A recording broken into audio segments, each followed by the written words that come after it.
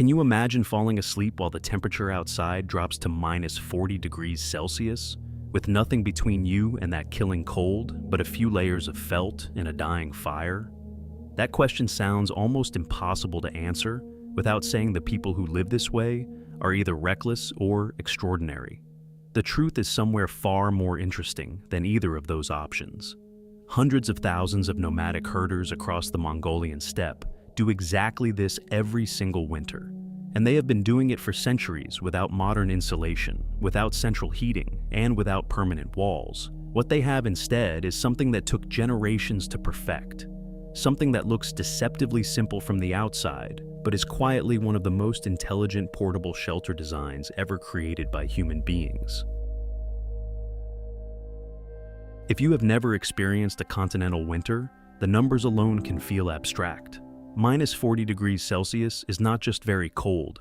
It is the kind of cold where exposed skin can develop frostbite in minutes, where diesel fuel thickens and engines refuse to start, where breathing the outside air without covering your face becomes genuinely dangerous. Now, imagine that this kind of cold descends not on a city with buildings, pipes, and heating grids, but on a vast open landscape with almost no trees, almost no hills, and almost no natural shelter of any kind. That is the Mongolian steppe in winter. The land stretches in every direction with little to slow the wind, and the wind on the steppe does not merely chill you, it drives the cold into whatever it touches with a force that strips heat away faster than still air ever could. Temperatures regularly fall below minus 30 degrees Celsius and can push even further down during the harshest months. The season itself can last from October through to April, meaning nomadic families are not enduring a brief cold snap. They are managing a sustained assault from the environment for half the year. And yet, scattered across this landscape, you will find fires burning inside portable felt tents, children sleeping soundly, and families drinking hot tea as if the weather outside is simply a fact of life and not a mortal threat. The mystery is not just how they stay warm. The mystery is how a structure that can be packed onto the back of a few camels manages to hold heat at all. But before the warmth can make sense, you first need to understand why these homes need to move in the first place. The nomadic way of life on the Mongolian steppe is not simply a cultural tradition kept alive out of sentiment. It is a practical response to the landscape itself. The grasslands can support grazing animals, but no single patch of pasture can feed a herd indefinitely. Nomadic herders move their families and livestock several times a year, tracking the seasonal availability of grass and water. In spring, they move toward areas where new growth appears. In summer, they follow the cooler upland pastures. As autumn arrives, they begin positioning themselves for the winter months, choosing sites with some natural protection from the worst winds and access to fuel for heating. This constant movement means that every object a family owns must be portable, durable, and quick to set up and take down. Their homes, the circular felt tents called Yurts, are engineered specifically for this lifestyle. A family working together can dismantle a gear, load it onto transport, move to a new location, and have the structure fully rebuilt and livable within a matter of hours. Think about what that actually means for the design. Every element must serve multiple purposes. Every material must be lightweight enough to carry but strong enough to withstand the conditions. There is no room for anything that is merely decorative if it cannot also be practical. Portability, however, creates an obvious engineering problem. The easier a structure is to take apart, the harder it usually is to make that structure thermally efficient. Gaps let heat escape. Joints let cold air enter. Moving parts compromise stability. So, how exactly does a structure that falls apart on purpose manage to keep a family alive through a minus 40-degree night? The answer begins with the shape of the frame itself, and the shape turns out to matter far more than most people expect. The first thing that stands out about a gear is its shape. It is round. Not oval, not rectangular, not a rounded square.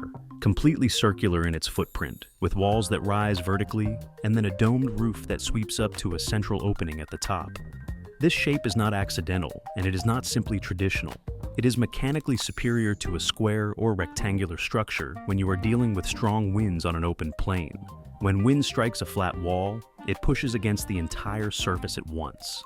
The wall must absorb all of that force directly. But when wind flows around a curved surface, the pressure distributes itself around the whole structure rather than concentrating in one spot. The gear essentially redirects wind around itself rather than fighting it head-on. The frame that creates this shape begins with folding lattice sections called kana. These wooden panels fold out like a concertina and lock together to form the circular wall. From the top of the kana walls, long roof poles called uni angle upward and inward, connecting at a central wooden crown at the very top of the structure, which is called the tuno. The tuno serves as both the apex of the roof and the opening for the chimney from the central stove below. When you tie the roof poles to the crown and to the walls, and then tension the whole thing with rope bands wrapped around the outside, you get a structure that behaves almost like a single continuous object, rather than a collection of separate parts. It flexes slightly under wind load without losing its integrity. It is strong not because it is rigid in the way a concrete wall is rigid, but because it distributes stress the way an arch or a dome does. This frame can survive wind conditions that would challenge many permanent structures. But even the strongest frame in the world cannot keep the cold out by itself. For that, the gur needs something that wraps around it, and what wraps around it turns out to be one of nature's most effective insulating materials. Felt is not a woven fabric. It is made by compressing and matting wool fibers together until they lock into a dense, unified sheet. This process creates a material with a specific thermal property that makes it extraordinarily useful for insulation. When wool fibers are compressed together in this way, they trap tiny pockets of air within the matrix of fibers. Air is one of the best natural insulators that exists. It resists the transfer of heat. So, when felt surrounds the wooden frame of a gur, what you are actually doing is wrapping the structure in millions of tiny trapped air pockets, all working together to slow the movement of heat from the warm inside to the freezing outside. The felt used on a gur is not thin, it is thick, dense, and heavy. During summer, families might use lighter felt covers that allow some airflow to prevent overheating. But in winter, the felt layers become substantially thicker, and families often add additional layers over the most vulnerable parts of the structure to compensate for the most extreme temperatures. The felt is held in place by ropes and bands that wrap around the outside of the gear, compressing it against the wooden frame and preventing wind from getting underneath or between layers. The outer surface is typically covered with a white canvas layer that protects the felt from rain, snow, and the degrading effects of ultraviolet light. Together, these layers create a surprisingly effective thermal envelope around the interior. The felt does not just keep cold air out, it also slows the rate at which heat generated inside the gur escapes outward. This is crucial for surviving the night when the fire burns low.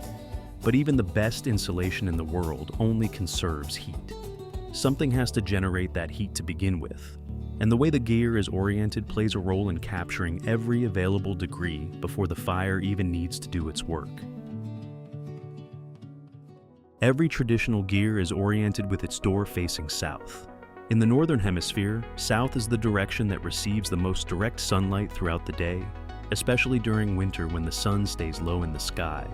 By positioning the door on the south side of the gear, the opening faces toward the sun rather than away from it, allowing daylight to enter and contribute some passive solar warmth to the interior. The orientation also solves another problem. The most punishing winds on the Mongolian steppe in winter typically come from the north and northwest. By placing the door on the opposite side of the structure, the solid felt walls face into the prevailing wind while the entrance is sheltered on the leeward side. This reduces how much cold air infiltrates the interior every time someone enters or exits the gear. The door itself is typically a heavy wooden frame fitted with felt insulation, and sometimes an additional felt curtain hanging across the inside of the entrance. These features work together to minimize the thermal loss that occurs every time the door opens. Sunlight and wind orientation provide a passive advantage that costs nothing and requires no maintenance. But when the sun goes down and the wind picks up and the temperature crashes toward -40, passive solar gain becomes a very small contributor to comfort. What matters then is the single most important piece of equipment inside the gear, and it sits right at the center of everything. The central stove of a gyr is not just a heating element, it is the functional core of the entire living space. Positioned precisely in the middle of the circular floor area, the stove connects to a metal chimney pipe that rises straight up through the tonneau, the crown opening at the top of the roof. This placement is deliberate and elegant in its simplicity. A stove at the center of a circular room is as far as possible from every point on the outer wall simultaneously. This means heat radiates outward in all directions equally, reaching the walls at roughly the same rate from all angles. The stove burns whatever fuel is available. In forested areas or where trade allows, wood is used. Coal is common in regions where it can be obtained. In areas where neither is readily accessible, families burn dried animal dung, which has been used as fuel across the steppe for centuries, and produces a respectable amount of heat when properly dried. The stove is lit in the morning to warm the gyr quickly after the cold of the night, used throughout the day for cooking and boiling tea, and stoked again in the evening before the family sleeps. Managing the stove is a skill in itself. Burning fuel too fast wastes resources and overheats the space. Letting it die too early means the interior temperature will drop significantly before morning. Experienced nomadic families read the condition of the fire and the outside temperature together, making constant small adjustments to keep the interior livable. The position of the stove is critical, but the arrangement of everything else inside the gyr around it is what allows that central heat source to work so effectively across the entire space. Step inside a traditional gyr, and you will notice immediately that nothing is random about where things are placed. The space follows a precise cultural and practical logic that has evolved over generations. Beds are positioned along the outer walls, as are storage chests, low tables, and the various containers and tools of daily life. The center of the gyr, apart from the stove itself, remains relatively open. This arrangement works beautifully with the physics of how heat moves through a circular space. Heat from the central stove radiates outward in all directions. Because the room is circular, there are no corners where cold air can pool and resist warming. The heat reaches the outer walls at roughly equal distances from all sides. The objects placed along those walls, the beds, the chests, the rugs and blankets, absorb heat during the day and release it slowly through the night. The circular interior also means that the family members who sleep along the outer walls are not necessarily colder than those closest to the stove. The insulating felt walls retain enough of the interior warmth that the temperature gradient from center to edge is far less extreme than you might expect. But warmth does not only come from above. The ground beneath the gyr is an active thermal threat in winter, and dealing with it requires its own layer of strategy. In deep winter on the Mongolian steppe, the ground itself freezes solid. The permafrost or deeply frozen soil beneath the gyr surface wants to absorb heat from the warmer interior above it. If the floor of the gyr were simply the bare earth, the cold ground would pull heat downward continuously, working against everything the stove and felt walls are trying to achieve. Nomadic families address this by layering the floor carefully. Wooden planks or boards are laid first to break direct contact with the cold earth. Over this wooden layer, thick felt rugs and woven carpets are placed, sometimes multiple layers deep, particularly in sleeping areas. These layers trap air between them and between the floor covering and the wooden boards, creating an insulating buffer between the living space and the frozen ground below. The result is a floor surface that feels reasonably warm underfoot and that resists the steady downward drain of heat. When combined with the felt walls, the oriented door, and the central stove, the insulated floor completes a thermal envelope that surrounds the interior on all sides, above, around, and below. Even so, no system holds perfectly through a -40-degree night, and the hours between midnight and early morning are when the gyr and its inhabitants face their greatest test. As evening deepens and the last fuel burns down in the stove, the interior of the gyr begins to cool. This is unavoidable. No insulation is perfect, and heat loss is a continuous process. But the system has been designed with this reality in mind. The thick felt walls slow the rate of heat loss dramatically, meaning the interior cools gradually rather than crashing toward outside temperatures the moment the fire dies. Families sleep under heavy wool blankets and layered bedding that traps body heat close to the skin. The felt rugs on the floor and the insulated walls continue to radiate the heat they absorbed during the warmer hours of the evening. In the coldest nights, someone in the family may wake to add fuel to the stove, though with enough insulation and bedding, this is not always necessary. By the time morning arrives and the stove is lit again, the interior of the gear may have cooled significantly compared to its evening peak, but it remains far above the lethal temperatures outside. The difference between the interior and exterior temperatures can be remarkable, often 30 or more degrees even with no active fire burning. This is not magic. It is the cumulative result of every design decision working together simultaneously, and it represents the outcome of something that took not years, but centuries to develop and refine. The Mongolian steppe is a land of extremes where the temperature swing between winter and summer can exceed 80 degrees Celsius. A structure that only solved the problem of -40 would be a death trap when the July sun pushes the mercury toward +40. The genius of the gyre lies in its ability to transform. In the summer, the heavy winter felts are stripped away and replaced with thinner, lighter layers.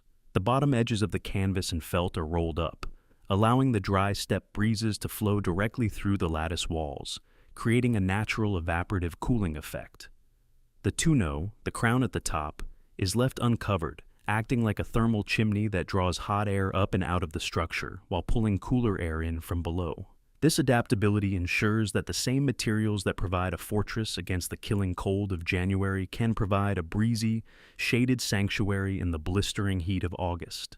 It is not just a winter tent. It is a dynamic, breathable membrane that moves with the seasons. To step inside a gear is to enter more than just a home. You are entering a space defined by strict spiritual and social protocols. These rules are not mere formalities. They are the operating system that keeps nomadic life harmonious in a landscape that leaves no room for conflict. The first and most vital rule is never to step on the threshold.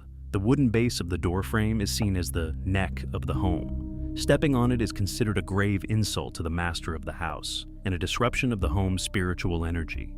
Once inside, all movement follows the path of the sun. You must move in a clockwise direction, circling around the central stove. This sunwise movement is a mark of respect for the natural cycles that sustain the herders. Furthermore, guests are typically guided to the left, western side of the ger, while the back section, the north, is reserved for elders and the family's most sacred items. The two central pillars supporting the crown are also sacred. One must never pass between them or lean against them, as they represent the strength of the family unit. These laws of the threshold ensure that no matter how cold it is outside, the space inside remains one of order, respect, and peace. The Mongolian ger did not appear fully formed from a single moment of inspiration. It evolved slowly through generations of trial, adaptation, and hard-won knowledge accumulated by people living in one of the most demanding environments on Earth. The circular frame that distributes wind pressure, the thick wool felt that traps air and slows heat transfer, the south-facing door that captures sunlight and avoids the worst winds, the central stove that radiates heat evenly to every corner of the circular interior, the layered floor that blocks the cold from rising through the frozen ground, the heavy bedding that preserves body warmth through the coldest hours of the night. None of these elements works alone. Together they form a system that is greater than the sum of its parts, a shelter capable of keeping human beings alive and comfortable through winters that would defeat most other portable structures entirely. What makes this even more remarkable is that the gear accomplishes all of this while remaining light enough to transport, fast enough to assemble, and durable enough to survive repeated dismantling and rebuilding across a lifetime of seasonal migrations. The people who live inside these structures are not simply enduring hardship. They are living within a home that has been optimized for their specific landscape over centuries, and that optimization works. The gear is not a primitive solution to a modern problem. It is a sophisticated answer to a question that engineers and architects are still asking today, which is how do you build something that is portable, thermally efficient, structurally sound, and perfectly matched to the environment it exists within? The Mongolian nomads answered that question long before the modern world thought to ask it, and every winter on the steppe, hundreds of thousands of fires prove that the answer still works. If this kind of deep dive into how people and places work together is your thing, then you are absolutely in the right place on this channel. Hit that subscribe button so you do not miss what comes next, because we have got more of these coming. And if you have a question or a topic you want to see explored, drop it in the comments below. I read them, and your suggestions genuinely shape what gets made here. Thanks for watching, and I will see you in the next one.